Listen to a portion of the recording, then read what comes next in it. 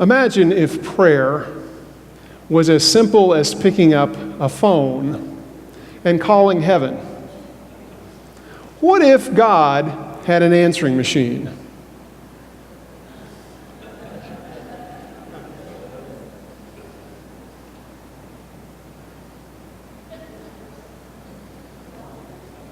Help us. Your call is important to us. In order to speed the processing of your request, please select one of the following 4 options. For service in Spanish, press 1. For service in French, press 2. For service in English, press 3. For all other languages, press 0. So you press 3 for English. For requests, press 1. For Thanksgiving, press 2. For complaints, press 3. For confession, press 4. For all other inquiries, press 0. To repeat this menu, press 9. So you press 1 for request. If you'd like to speak to St. Peter, press 1. For all of the other apostles, press 2. For the archangels, Gabriel, Michael, or Raphael, press 3. If you'd like to speak to someone about patience, parenting, and perseverance, press 4, and you will be connected with either Mary or Joseph. To find out how many angels can fit on the head of a pin, press 5. If you'd like King David to sing a psalm, press 6. To find out if your relative is here, enter his or her date of death and listen to what follows. For reservation information or to confirm your reservation at My Father's House, press the letters JOHN followed by the numbers 316. So you press the number for your request. All of our intercessory angels are helping other customers right now. Please stay on the line. Your call will be answered in the order in which it was received. Thank you for your patience.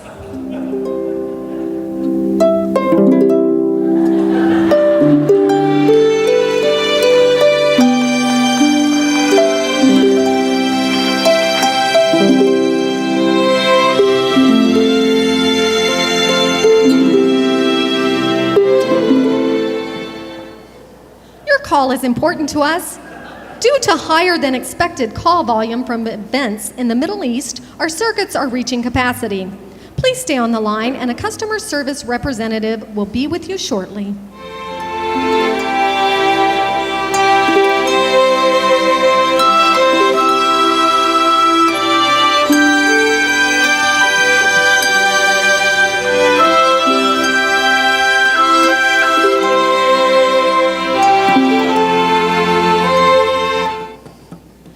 Answers to nagging questions about dinosaurs, whether Adam and Eve had belly buttons, or the location of Noah's Ark, please wait until you get here. Your call is important to us.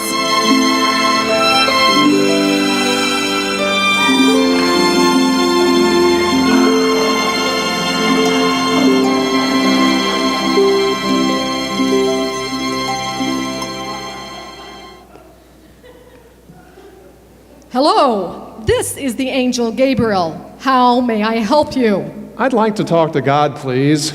Just one moment. I'll connect you. Hello, God's office. How may I help you? Yes, I'd like to speak to God, please. I'm sorry. God is in a conference just now. I've been instructed not to disturb the Almighty. For security purposes, could you please enter your social security number, date of birth, and date of baptism? And so you punch it all in. Our records indicate that you have already called today with a request. Please be advised that because this is a complimentary service and our resources are limited, each caller is restricted to 1 request per day. Please call again tomorrow. Thanks for calling. Goodbye.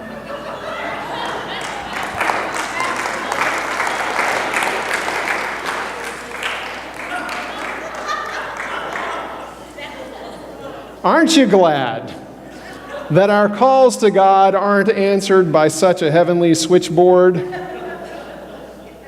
In reality, as humorous or frightening as it may be to think of God answering our calls in such a manner, we know the real question is not how God answers us, but whether we answer the call of God.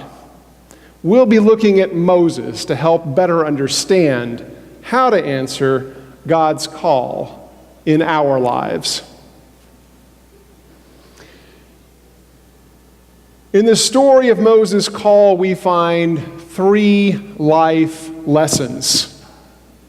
His call from the burning bush has implications for our lives. In looking closer at this story, we'll discover God's calling us too. Let's look at these 3 life lessons under the headings of context, contest, and content. The first thing we notice is the context for the story. Exodus 3:1 says, Moses was keeping the flock of his father-in-law, Jethro. Look at where this story begins.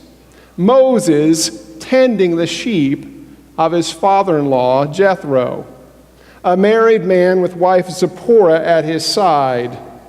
Please notice where Moses is not. He's not at a leadership conference for sheep herders, discovering power principles for pastoral professionals. Nor is he on a spiritual retreat meditating upon the question of if a sheep bleats in the wilderness and no one hears it, does it make a sound?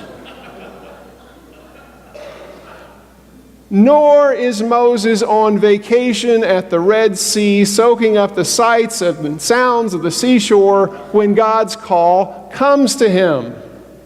It's not any special time that he set aside when God's call comes to Moses. It's in the context of his current and quite ordinary life, tending the sheep of his father-in-law, Jethro. It doesn't get much more ordinary than tending sheep. What we see from these verses is this. In ordinary circumstances, God calls us. And not just for Moses, but in our times too. An ordinary Baptist minister told a story about his own life. I quote from the words of Martin Luther King Jr. about a phone call he received one night. Around midnight, the telephone started ringing, and on the other end was an ugly voice that said, "We're tired of you and your mess. And if you aren't out of this town in 3 days, we're going to blow out your brains and blow up your house." I had heard these things before, but for some reason that night it got to me. I turned over and tried to sleep, but couldn't because I was frustrated and bewildered. I got up and went back to the kitchen and started warming some coffee, thinking it would give me a little relief. I sat there and thought about a beautiful little daughter who had just been born about a month earlier. She was the darling of my life.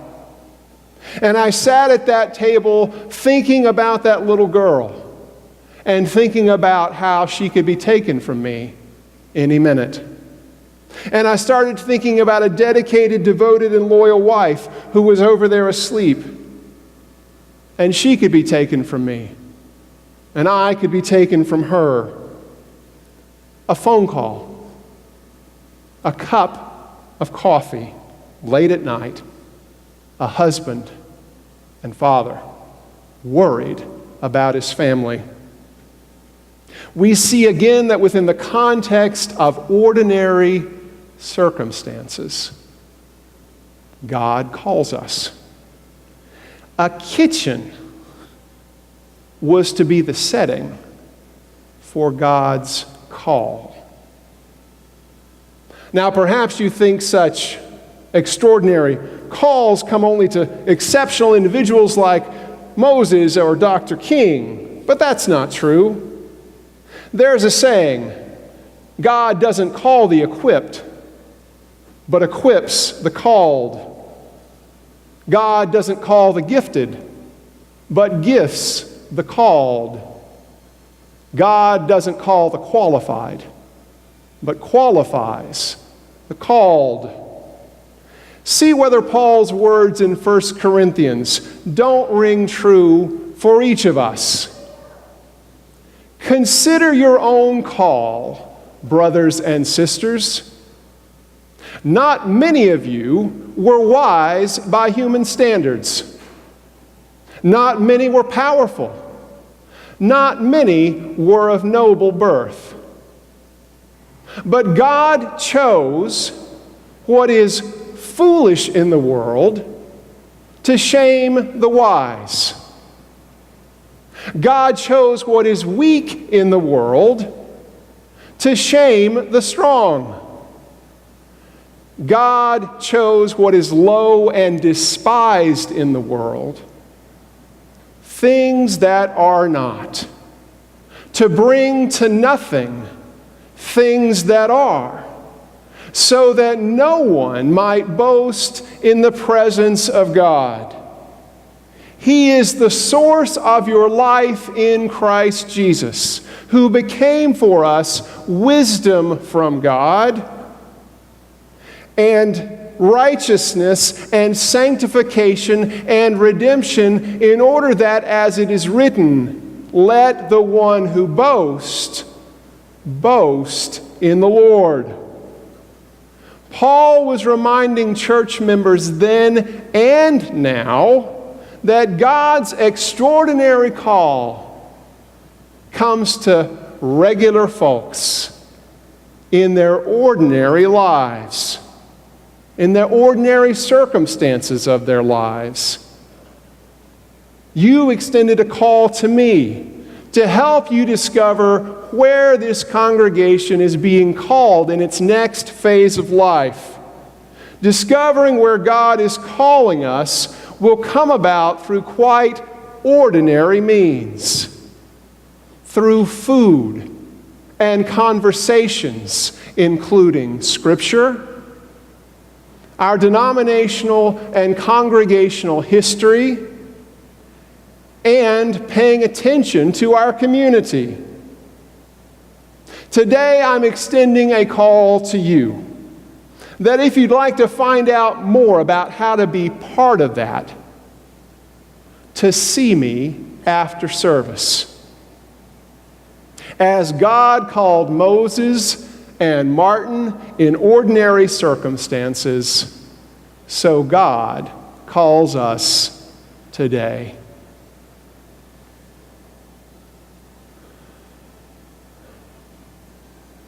In Moses' life, we see a second principle in answering God's call. In his reaction to being called, we see another lesson for ourselves. In Exodus 3:11, Moses responds to God, "Who am I that I should go to Pharaoh and bring them out of Egypt?" Moses contests the calling that God has given him. He contends with God over this call to deliver the Israelites from bondage. We can just imagine the thoughts running through Moses' head behind that simple, "Who am I?" Who am I? A former prince of Egypt, living in the lap of luxury, while his people slaved away, making bricks. Who am I? A murderer who killed an Egyptian taskmaster and buried his body in the sand. Who am I? A fugitive from the law, living incognito in Midian. Who am I? A coward who ran away from responsibility for his past. Who am I? A deserter from his people's plight. Who am I? A simple shepherd who wishes to live an anonymous life. Who am I? Moses responds to God's call. Moses contests the call of God, would like to hang up, screen, or say, wrong number to God. Martin Luther King also did the same. Remember the threatening call he received and how he found no solace over a cup of coffee? He continues by saying, I got to the point where I couldn't take it any longer. I was weak, and I bowed down over that cup of coffee, and I prayed out loud that night. I said, Lord, I'm down here trying to do what's right. I think I'm right. I think the cause we represent is right. But Lord, I must confess that I'm weak now. I'm faltering. I'm losing my courage. And I can't let the people see me like this. Because if they see me weak and losing my courage, they will begin to get weak. Dr. King was contending with God, wondering whether putting his family in jeopardy was the right thing to do. The seeming call of God upon his life was being contested. Dr. King was asking, who am I to put my wife in danger? Who am I to put my baby daughter's life in jeopardy? Who am I? He was someone with a weakened will, a faltering faith, who nonetheless offered a fearful and fervent plea unto the Lord. And what about us? Last month, our leadership gathered on retreat to ask, who are we? And over the span of 2 days, we contested God's call upon this congregation. Out of that time emerged a biblical vision and Christ-centered mission that you'll be hearing and seeing more about in the coming weeks and months. At nearly 25 years old as a congregation, it's only normal and natural to wrestle with questions of who we are and where God's calling us.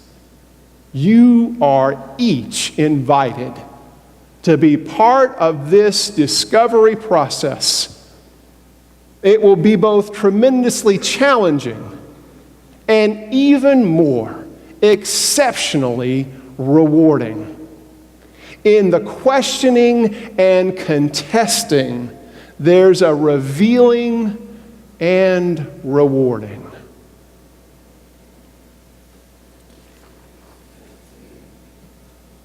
Moses' life reveals a third principle in answering God's call.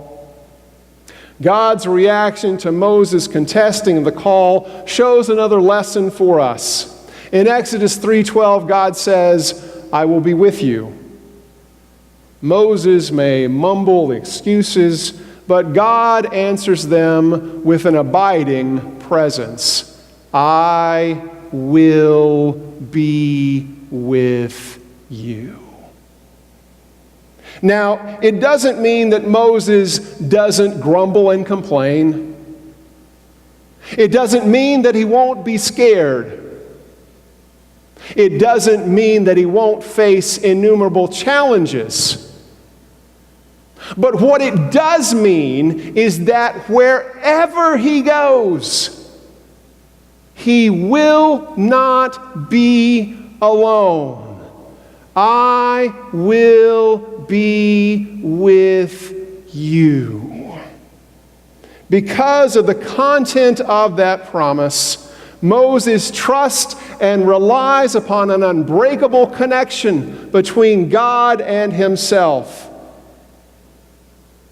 It was the same with Dr. King. The context of a threatening call and a contest with faltering faith lead to a similar content for Dr. King. He continues, it seemed in that moment I could hear an inner voice saying to me, Martin Luther, stand up for righteousness. Stand up for justice. Stand up for truth. And lo, I will be with you, even until the end of the world. I heard the voice of Jesus saying, still to fight on. He promised never to leave me, never to leave me alone. King discovered in the call of God an irrevocable promise of God's presence, come what may. Within the content of that call was an unbreakable connection between God and himself. And what of us? God has called us. And Jesus has promised to be with us always.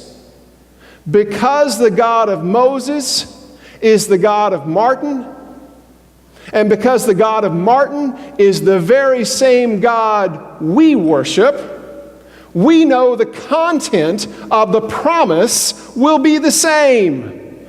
God forms an unbreakable connection between God and us.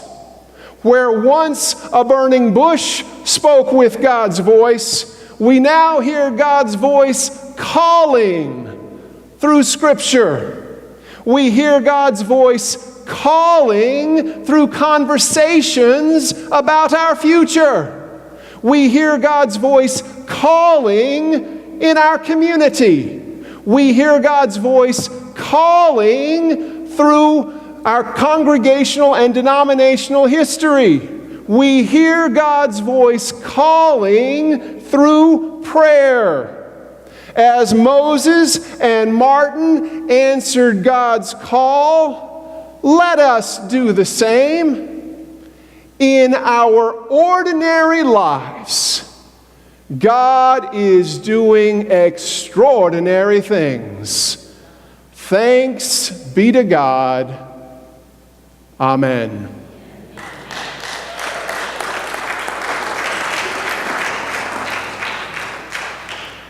If you're ready to answer God's call, we'd invite you to come forward as we sing, When I Look into Your Holiness. Please stand as you're able.